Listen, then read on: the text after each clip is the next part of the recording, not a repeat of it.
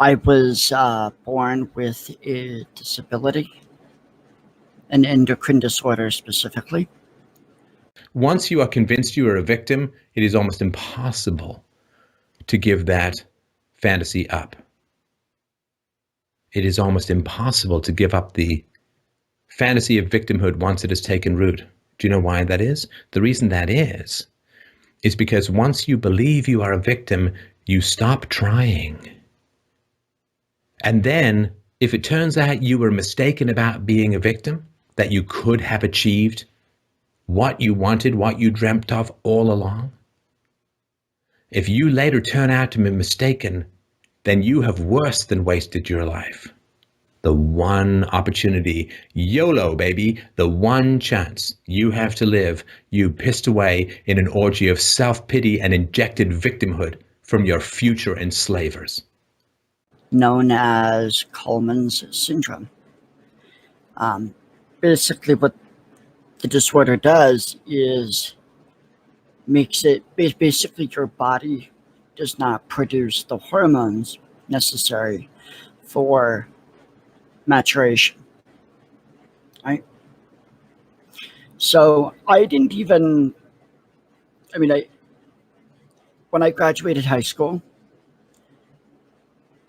I had only just then even started the treatment.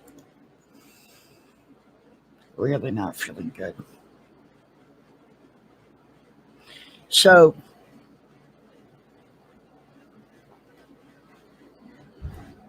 in high school, I was 5 foot tall. I was a little under, I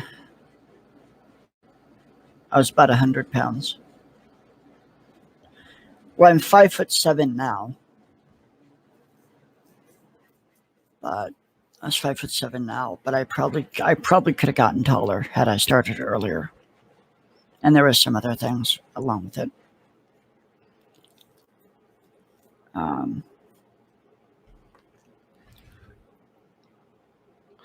So I was not a manly man. I was pretty wimpy. And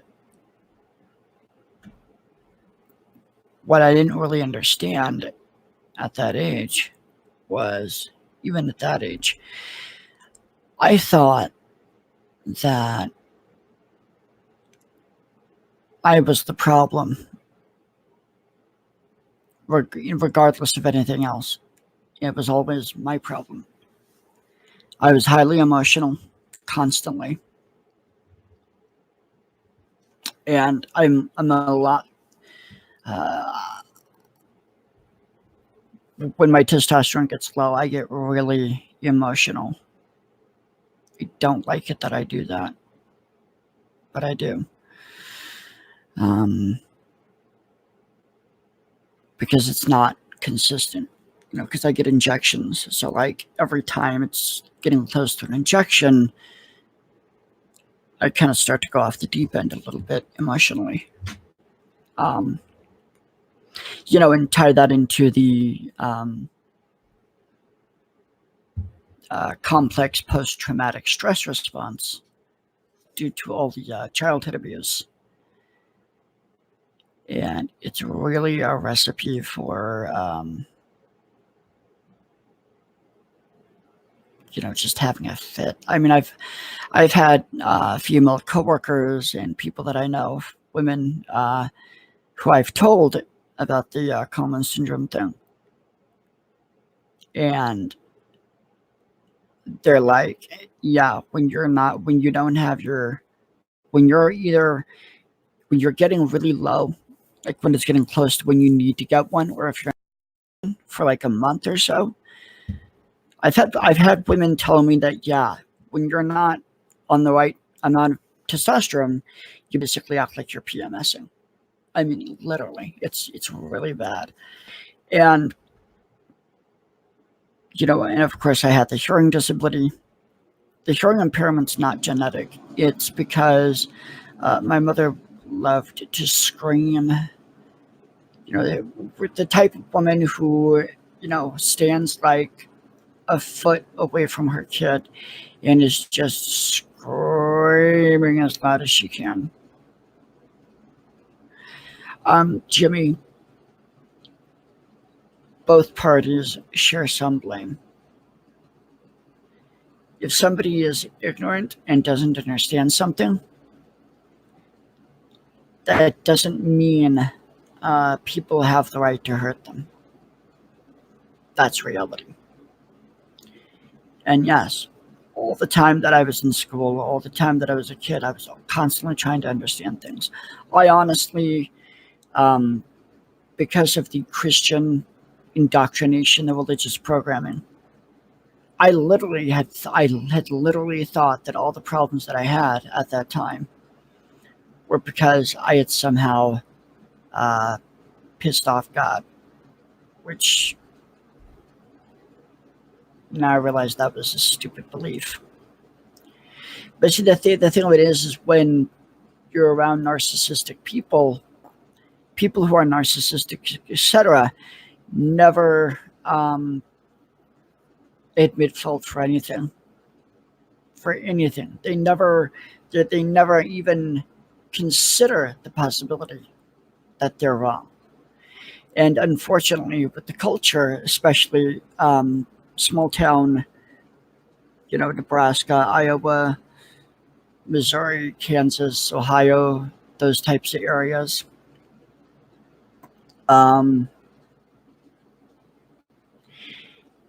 it's I mean, they'll preach Christian love, they'll preach Christian, forgiveness, mercy, etc. But their actions, the way they act, is might makes right. That's what they do. So basically, yeah, it was a brutal childhood. Now, when I was 11, and this is all tied to the work thing, so that's what we're talking about. When I was 11, my mother had a choice of, she was trying to find a second husband, and she had a couple of choices. Two choices. One was a business owner. He wasn't that good looking, but he was a business owner, successful, owned his own house, etc. And at the time, my mother and us kids, me and my sister, we were living in a trailer park. Well, not even a trailer park. It was just two trailer houses sitting on a lot. And so basically we lived in a trailer. And the second choice of man that my mother had to marry was a 6-foot farm boy, pretty much fresh out of college, extremely emotionally immature, very devoted to his own mother, who and I mean he basically would, he basically, well, he was a farmhand, basically, to a certain degree. And he absolutely hated my guts from the first moment he saw me. He absolutely fucking hated me. I mean, he would make violent threats towards me right in front of my mother. My mother wouldn't do a damn thing.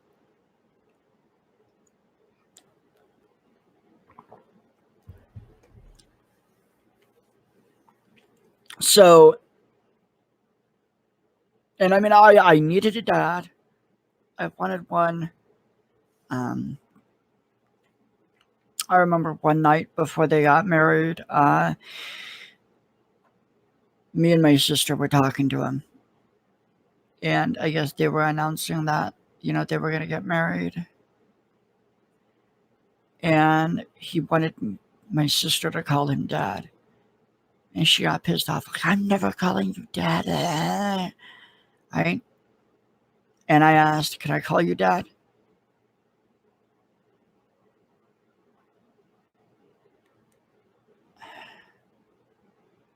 He basically, literally, curled up his face. I mean, he did it quick too. It wasn't just like he was, getting. I mean, it was just like almost instinctual on his part. He just, boom. I mean, he fucking clocked me. Again, mother didn't do a damn thing.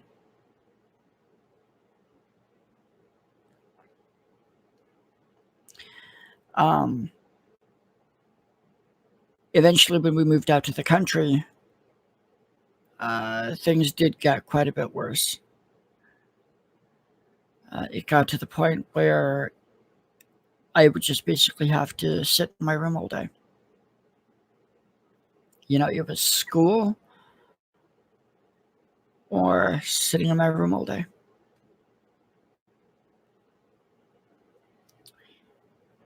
And he'd come and he'd come into my bedroom and break things and basically just terrorize me.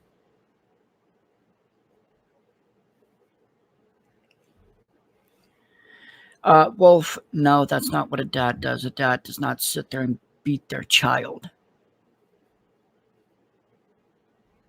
If you're a 20-something-year-old guy, I hesitate to call him a man because a man does not do that. A bitch does that. A bitch hits a child. A man does not. An 11-year-old child, 5 foot tall, less than 100 pounds, and some big 6 foot fucking farm boy is gonna sit there and, hit him. That's not a man. That's a bitch. That's a miserable fucking bitch.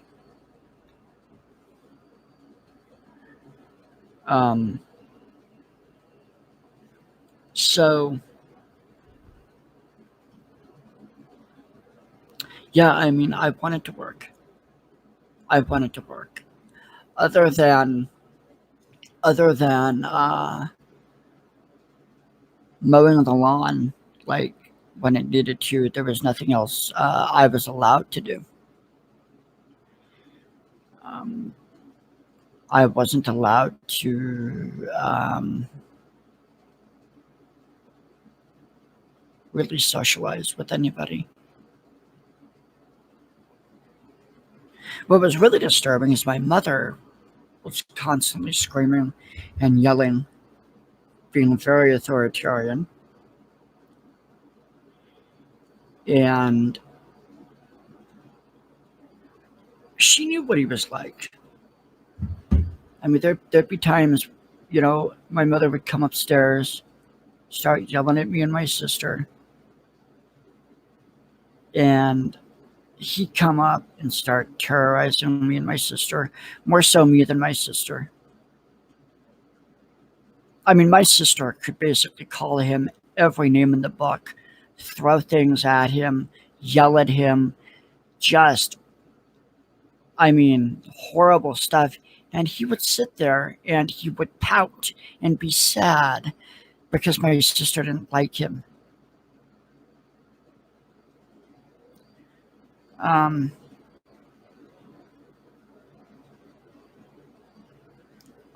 actually got out of the habit of brushing my teeth because every time. Victimhood is such a quicksand, is such a sticky trap that all who use it are genuine parasites on the vulnerability of people in need. Everybody who is a coward wishes to believe in their victimization. Everybody who is a failure wishes to believe in their victimization. Everybody who is an abuser because they believed in their victimization. Abuse is simply the flip side of imaginary victimization.